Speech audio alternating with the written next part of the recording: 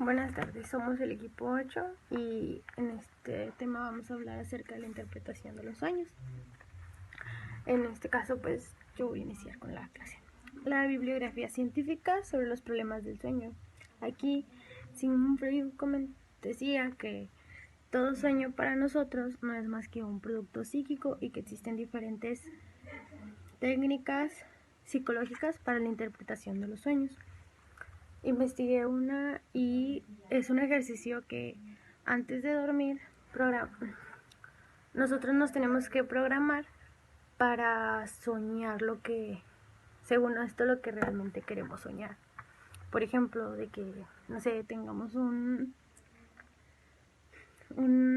boletito del rascadito del sorteo o X.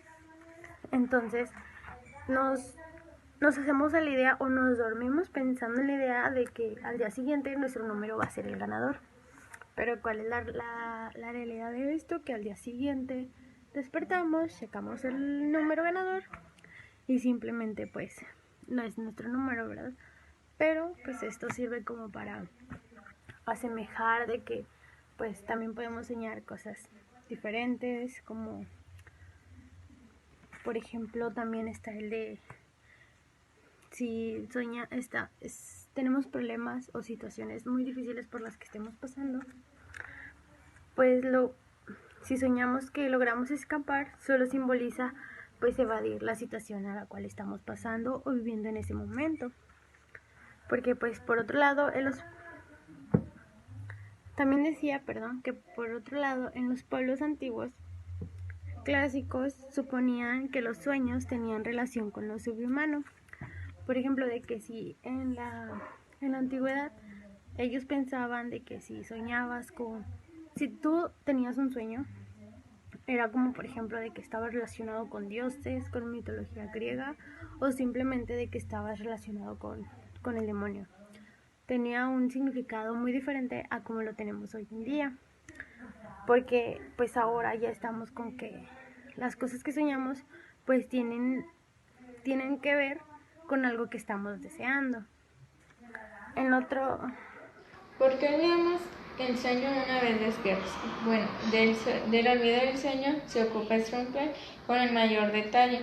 Este olvido es manifestantemente un fenómeno complejo que atribuye no a una única razón, sino a toda una serie de ellas. En primer lugar, para el olvido de los sueños valen todas aquellas razones que en la vida de vigilia produce el olvido. En nuestra vigilia solemos olvidar enseguida un sinnúmero de sensaciones y percepciones porque eran demasiado débiles, ya que la excitación psíquica asociada con ellas fue de grado muy bajo. Esto mismo sucede con muchas imágenes oníricas. Se les olvidará porque fueron demasiado débiles mientras que se recordarán imágenes más frecuentes próximas a ellas. En la vigilia se suele olvidar fácilmente lo que ocurrió una sola vez y retener mejor lo que pudo percibirse repetidas veces. La mayoría de las imágenes oníricas son vivencias únicas. Esta característica contribuirá igualmente al olvido de todos los sueños. El sueño casi no toma de la vida de vigilia recuerdos ordenados, sino solo detalles que él arranca de las conexiones psíquicas habituales dentro de las cuales se los recuerdan en la vigilia. El cambio en la sentencia al pasar del dormir a la vigilia no favorece la reproducción entre uno y otro. El diferente ordenamiento del material de representaciones en el sueño lo vuelve, por así decir, intraducible para la conciencia vigilante. Bueno, en la vigilia se dividen en dos tipos los sueños: Las imágenes que se retienen con más frecuencia son las que viste muchas veces. Por ejemplo, cuando ves una película de terror, se te va a quedar un pedazo de la película muy, muy guardado, y es lo que vas a vivir en el sueño. ¿Por qué? Porque pues lo viste varias veces durante la película, y las imágenes que son es muy bajo de recordar son aquellas que solo viste una vez, y pues son las que vas a ir imaginando durante el sueño. Buenos días, profe. Yo voy a continuar con el tema de la interpretación de los sueños y la función del sueño.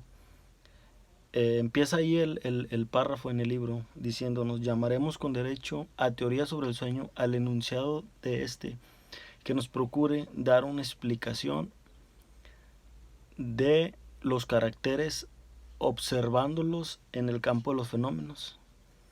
Nos refiere ahí distintas teorías sobre el sueño, sobre qué es el sueño, qué es la función del sueño.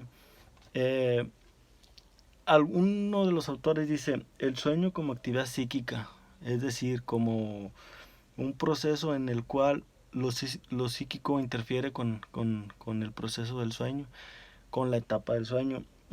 Dice una frase: aquí el alma no duerme.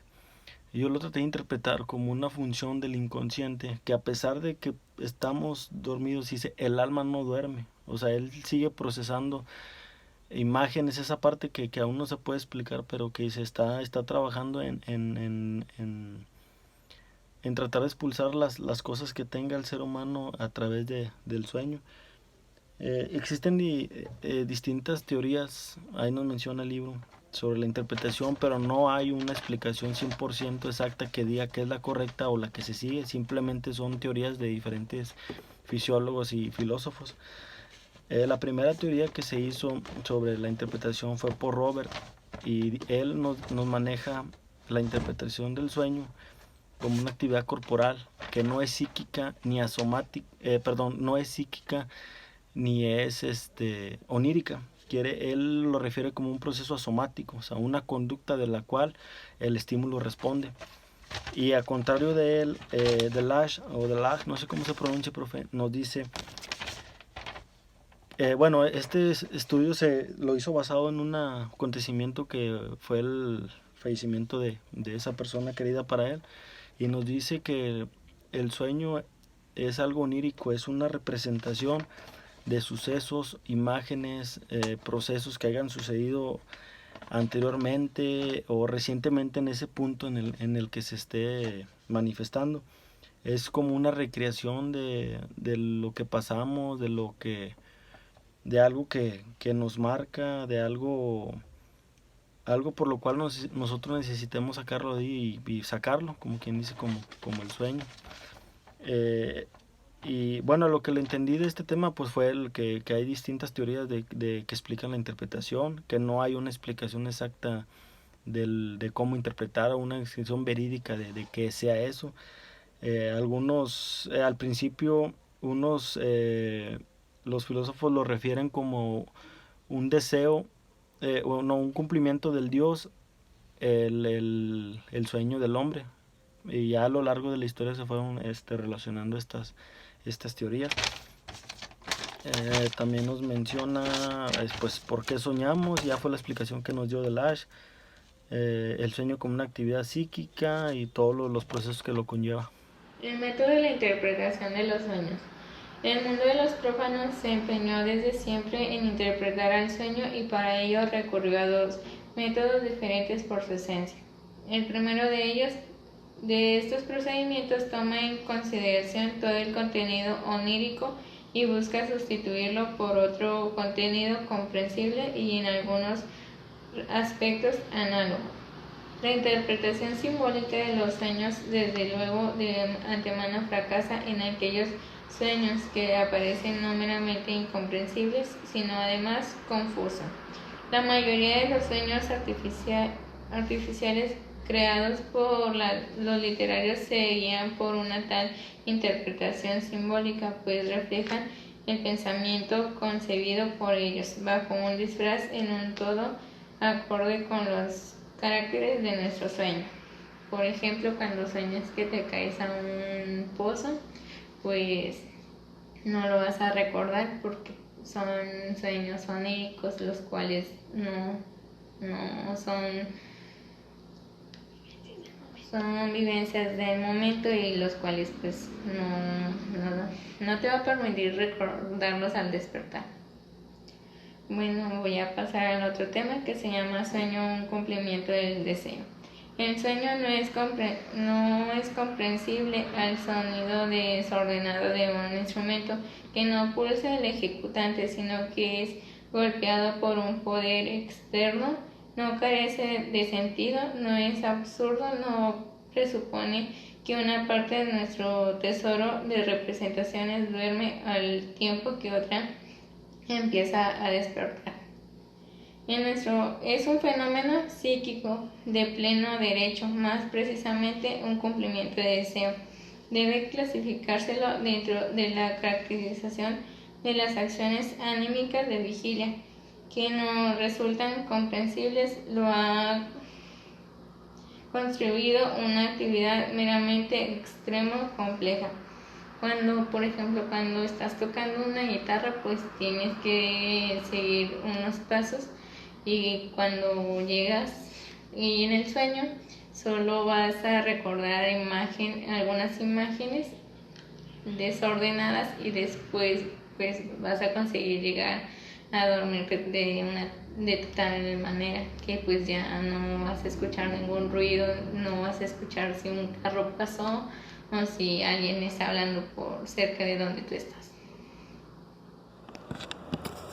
Hola, les voy a hablar de la desfiguración onírica y pues voy a empezar. El cumplimiento de deseos es el sentido de todo sueño y por tanto no puede haber sueños que no sean deseos. Consiste de que semejante afirmación despierta todo tipo de reservas. Examina los argumentos que se le oponen para reevitarlos y así demostrar la verdad de su afirmación. Freud argumenta que su teoría no reposa sobre la consideración del